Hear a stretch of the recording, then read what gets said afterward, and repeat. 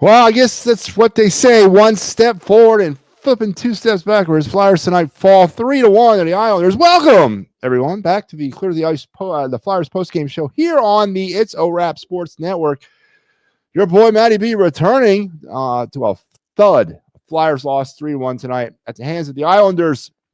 And now, I guess if you do the math at home, Flyers have been outscored 9-2 in the last two games. Not very encouraging in a stretch of games that was very important for this team, as we had, and I personally had kind of built them up by saying, you know what, I've seen some growth, some maturation, some fruit on the rebuild tree was starting to yield with games like the Florida Panther game and the game that they came back against. That was the Panther game. And then that game last week that they beat the Islanders in overtime, I was really starting to kind of feel a little bit different about the rebuild. But when you play like they've played over the past two nights, kind of sends things right back into perspective for this Flyers hockey team. It's tonight 3-1 losers on the island against the New York Islanders in a game that, of course, renewed the acquaintances of the Flyers.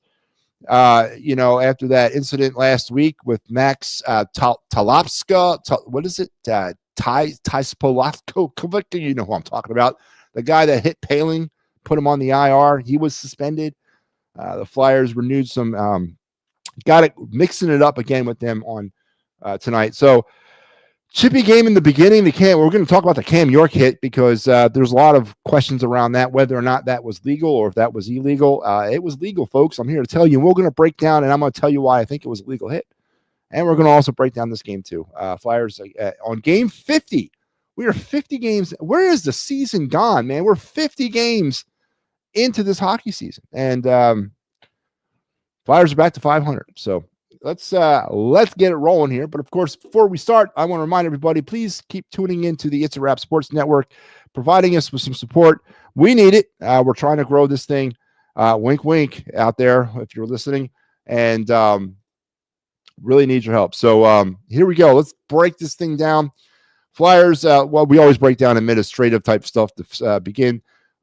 Healthy scratches tonight for the Flyers. Scott Lautinen and Igor Zamula got the scratch. As you can see, the Eric Johnson, his name is not on here. He played. That's right, man. Number, was he 77? I don't even know his number. What the hell is his number? Eric Johnson he did play tonight. What's his number? Let me look it up because I don't remember his number. Where's he at?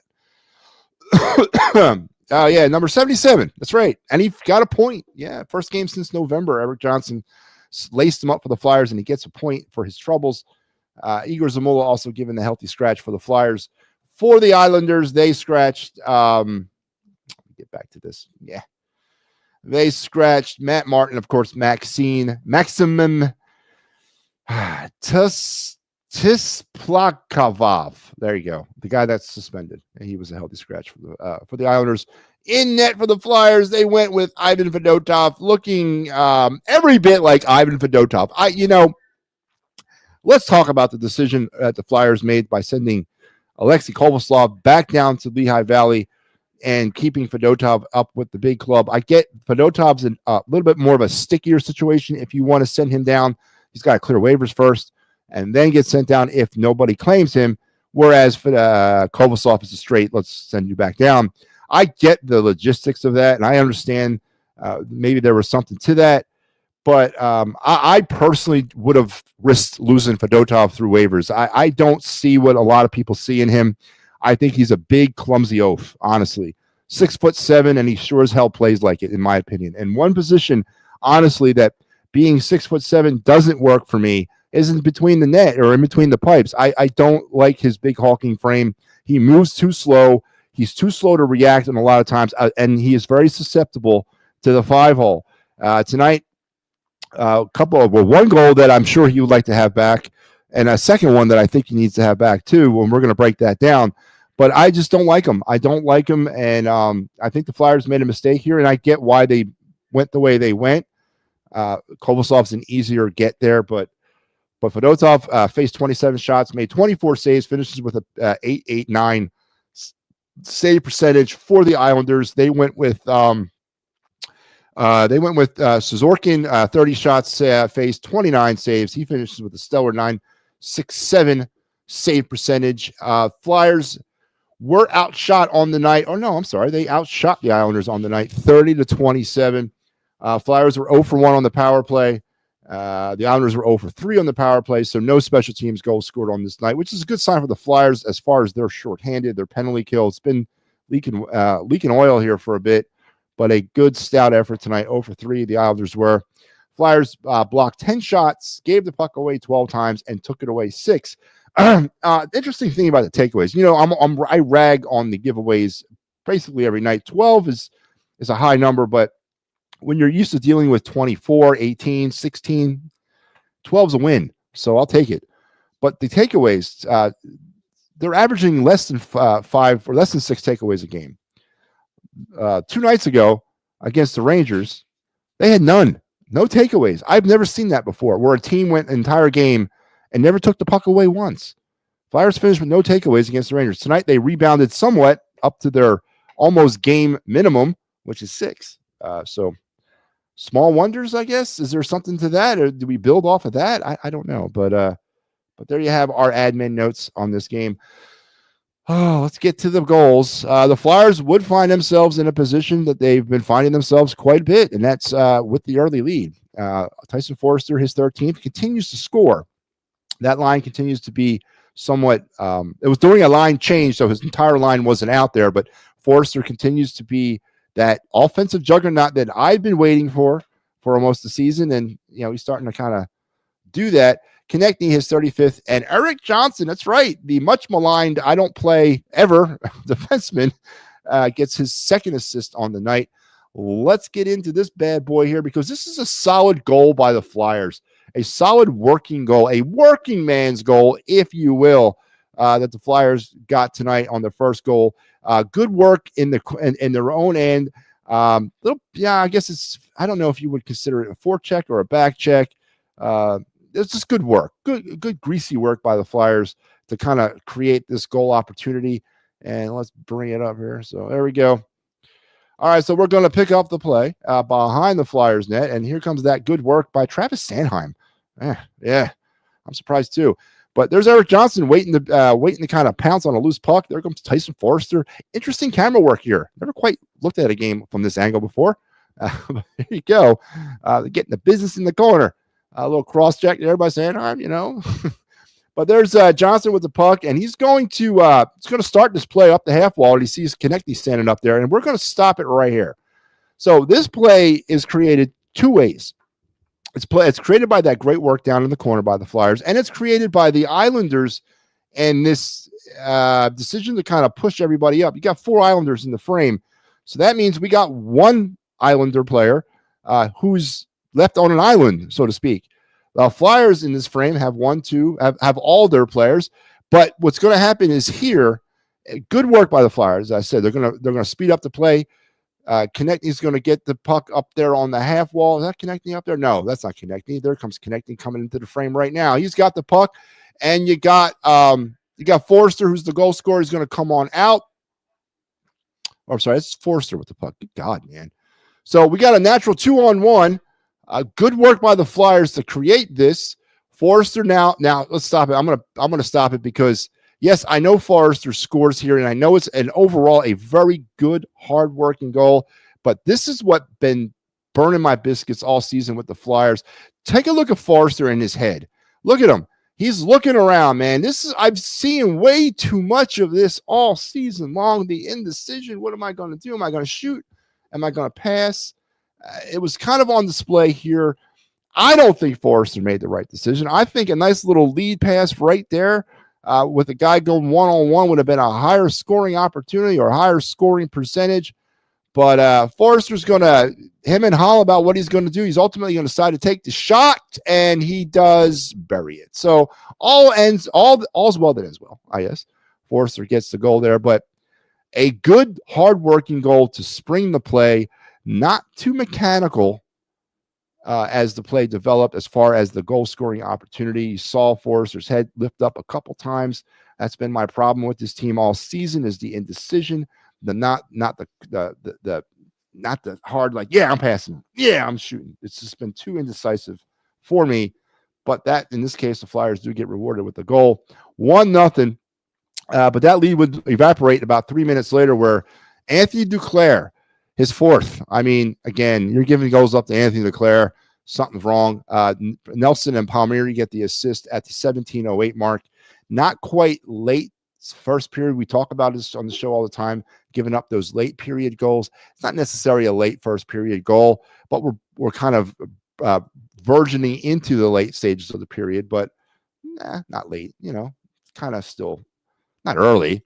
Late, to me, late is like 18:45 and on. That's the definition of late in the period. But let's pull this bad boy up. So we're going to pick up this play behind the Islander net, and they're going to come on out here. Good work. Flyers are back, though. I got two here, and I got the rest kind of drifting back. I'm okay with this. And then the Islanders are going to just play some basic passing hockey. Now, right here, I'm not okay with. Again, the three defensive ring, I don't understand. I don't. Puck is out of the zone. I mean, I don't know what you're expecting here. A turnover, everyone's got to get back on side. So I don't get why you're pressuring there. But there's our outlet guy, as he has crept beyond the three-player defensive ring. Again, a breakdown of sort, maybe not. Bad technique, yes. Let's pop it back, because I'm going to explain what I mean by that. I just don't see the reasoning why you're going to be so concerned when you got a player here who's got the puck, and the guy, why are you, and he's behind the play, I understand that, but why aren't you beating back? Because there's a lot of ice to cover, and there's people to be involved in. Why are you bothering? Who cares? He's got him. Let him go. But they don't, and the Flyers get kind of caught here, and we got an open man, and we got an opportunity, which springs. Guess what? Those 2-on-1s, baby. As they're going to come in. Here comes the pass over to Duclair, and Duclair, not the 50-goal scorer, but he finds the backside of the net there, as he had Fedotov kind of leaning a little bit, but and the Islanders will tie it up. Let's take a look at that again. I want to see something here. I just noticed something. Yeah, I mean, just kind of went down to, again, this is the KHL in Fedotov. This is the KHL in Fedotov. This is the KHL in Kovalov. This is what the KHL, I guess, has their goalies doing all the time. They really commit to the ice quick.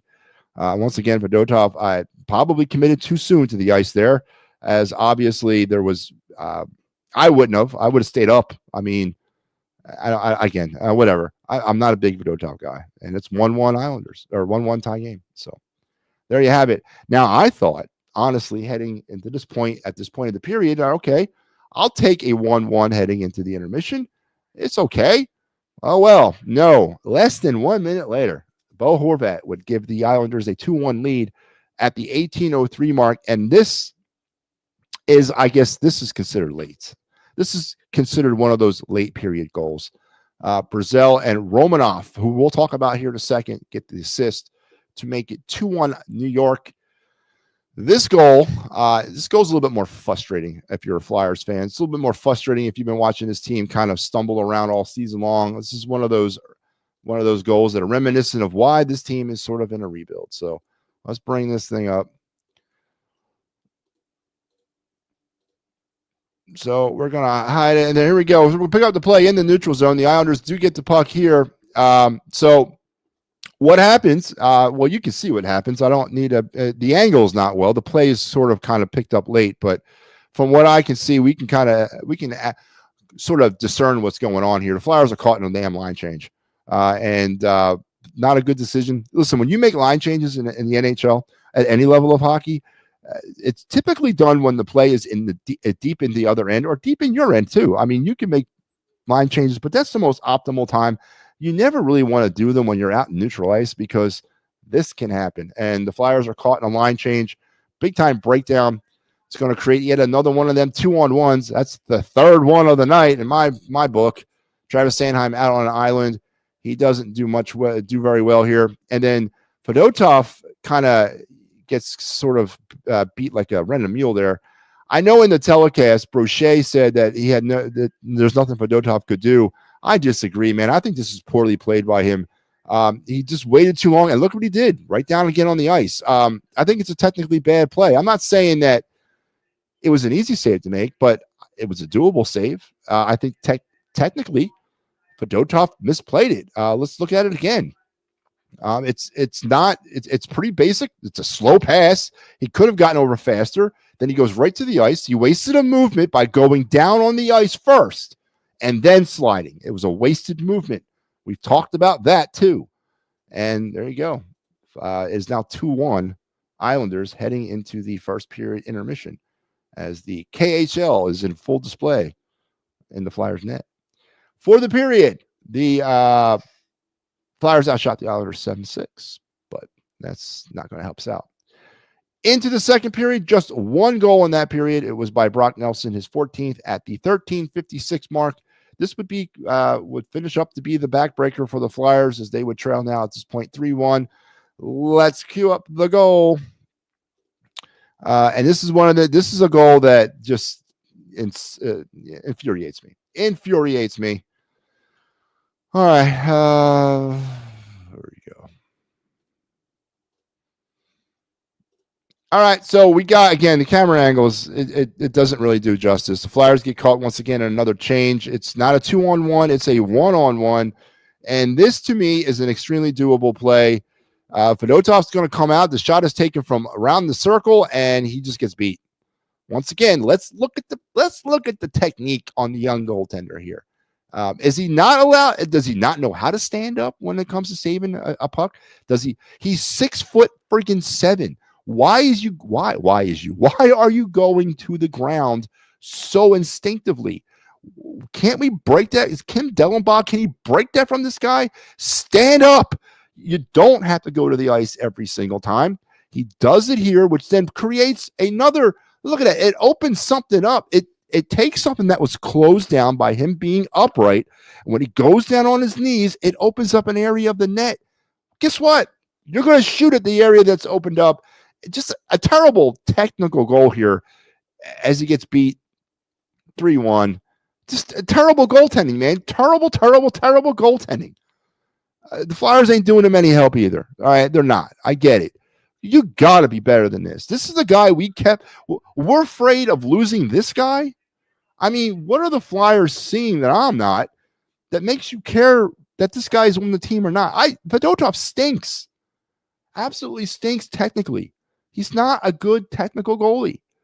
So Flyers now down 3-1. That was at the 13:56 mark of the second period. It's all the scoring for the second. The Flyers were outshot 13-7 in that period. And then we get into the third period where there was no goal scoring, but the Flyers outshot the Islanders 16-8, and just could not find past Zorkin, and they lose tonight 3-1 in a very typical Flyer loss in 2024-25. You know, they gave up bad goals, and they just can't generate enough offense. They get the shots, they can't finish. And yeah, there you have it. Flyers lose tonight 3-1. Back to 500 on the year, now at 22-22-6 for 50 points in 50 games. Yeah. I can't believe 2/3 of the season's over, man. I can't believe that. But I don't know. Maybe that's a good thing. Baseball can't get here fast enough. Flyers are now on the season series. There's 1-1 with the Islanders. 2 more matches left with the Islanders. January 30th and April 12th. The Flyers will play the Islanders the rest of the way. Now let's look at the play everybody seems to be talking about. Of course, the tensions were high as the Flyers were entering this game right after the incident with Ryan Poehling that got Maxim Tabakapaka suspended. And right off the bat, early in this game, it got chippy. I want to bring up that the Romanov hit on Cam York. York actually had to leave the game for a moment, sort of get himself checked out. Let's take a look at it. And I want to give you my 2 cents worth in it because it's actually the reason why I want to talk about it. It's got a dual purpose. So bear with me. I'm going to get on a soapbox. Yeah, I know. Say nay so. Well, I'm going to get on a soapbox here tonight about this play, but let's bring it up. So obviously, you can see what I can see. York is about to shoot the puck, and let's play it. So he fires the puck, and then almost instantly, boom, he gets an elbow right to the elbow. Okay, so that's a nasty hit. It's an absolute nasty hit. It's a bone jar. It's a teeth rattler. It's all those things. Was York expecting a hit? Maybe, maybe not. Was his head down? No. Was he a defenseless player? No. It's hockey, for God's sakes. What? I mean, how much more do you want to take out of this game? It was a hard hit, and it was a like, as soon as the shot was fired, he was hit. There was no malice to that hit at all. It was a hard, good friggin' hockey hit. And I'm sure it, and I Cam York had to leave the game. Thankfully, his head did not hit on the ice, but I know he felt that. And that's a hard hit, but it's a legal hard hit. Another angle of it here. Cam York is going to shoot. It's an elbow. Now, is it elbowing? No, it's not elbowing. He's leading with his elbow. I don't know. With the elbow kind of chicken wing in there at the end, it kind of looks like it might be elbowing, but he's not leading with the elbow out. So that's not elbowing. That's leading with your elbow, or not your elbow, leading with your shoulder. It's not an elbow because his elbow wasn't up. His shoulder, he was leading in with his shoulder, and it went shoulder to shoulder and just rattled Cam York. A good hit, man. I like to see that, actually. I love to see hits like that. So the reason why I'm bringing this up, and, the play got a little chippy after that, or play was chippy leading up to that. But the reason why I want to talk about it is all this heightened awareness about hitting players, both in hockey and in football. What do you want from these people, right? These are violent sports played by violent men. This is what you come to watch. This is the majesty of sport. Good, hard hitting. Sometimes those hits look dirtier than they actually are. Sometimes they're dirty. Sometimes they are with malice. But sometimes, most of the time, they're just good, hard hits. So stop being a bunch of wimps and a bunch of babies. Accept good, hard hitting as part of the game and enjoy it. It happens. Do you want them out there sewing on the ice? Should we have them doing that? Maybe they can crochet while they're skating down the ice. It's friggin' hockey. Violent sport played by violent men. It's football. A violent sport played by violent men. Let them be violent within the boundaries of the rules. That was not a malice hit. And there's a lot of football hits recently that everyone's up in arms about. Oh, that's an illegal hit. No, these are good friggin' hits. It's part of the game. So buck up, Buttercup. It's part of the game. The Cam York hit was hard, man, and I'm sure it rattled his ancestors. But boy, it was a good one. It was a perfectly legal hit. York left, I believe, did come back, I think. And the Flyers were probably good to have him back. But Flyers losing tonight 3-1 in a generally void of offense type of game. As it says, a cookie cutter type of game that they've been playing all season. A lot of shots and no finishing. And in my opinion, subpar goaltending tonight. Fedotov, at least 2 of those 3 goals should have stopped. Should have stopped, man. And we're stuck with this guy. This was the guy the Flyers didn't want to send through waivers. I don't understand. I don't understand either, folks. I really don't. Well, let's head over to the it's a wrap. A Clear the Ice stat pack. Through 50 games, Flyers 22-22-6, 50 points. They are now 22 for 138 on the power play this season for 15.9%. They dipped below 16% with tonight's over 3. Flyers have been shorthanded 127 times this year and now have killed off over 100 of them at 102 tonight, raising that average back up to 80.3 and had dipped into 79% territory against the Rangers. Now it's back up, thankfully. 146 goals now on the year. That is now still below 3. So they are now at 2.9, which is terrible. They've given up 166 goals for 3.3. Flyers have registered 1,370 shots for 27.4 on the season. They've given up now 1,350 for 27. Overtime record 6-3. Shootout records 3-3. When I say overtime record, I mean the extra frame. Shootout record 3-3. Shootout goals 6. Shorthanded goals 3. Flyers have taken the puck away 267 times this season for an average of 5.3 times a game. Have given it away a god-awful 727 times for 14.5% average, 14.5 a game.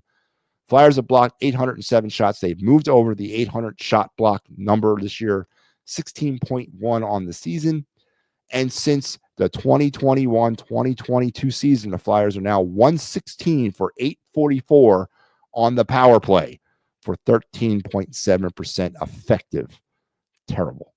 I am now 14-10-4 as your host on Clear the Ice. And there you go. There you go. Take it for what it is, folks. Just a typical Flyers game. As I started the show off, 1 step forward, 2 steps back, or 2 steps forward, 1 step back. I don't know how you want to say it. We build, we look good. We had some quality character wins, and then we come out over the last 2 nights and get outshot or outscored 9-2.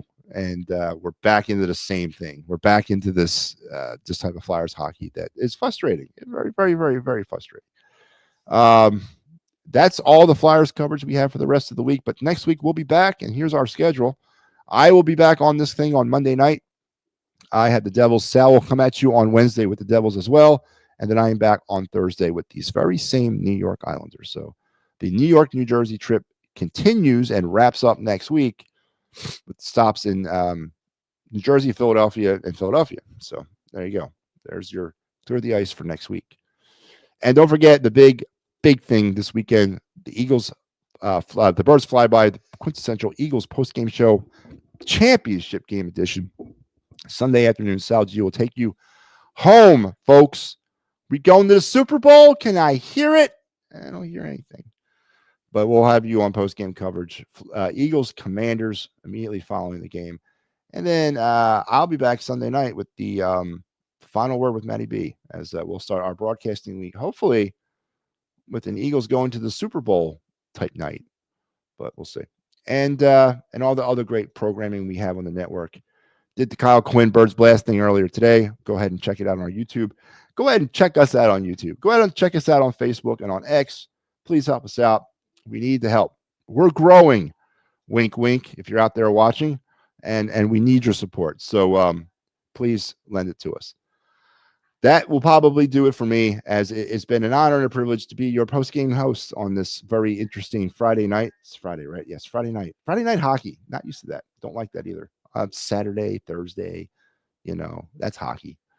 But in the immortal words of Mr. Gene Hart, I wish you a good night and good hockey.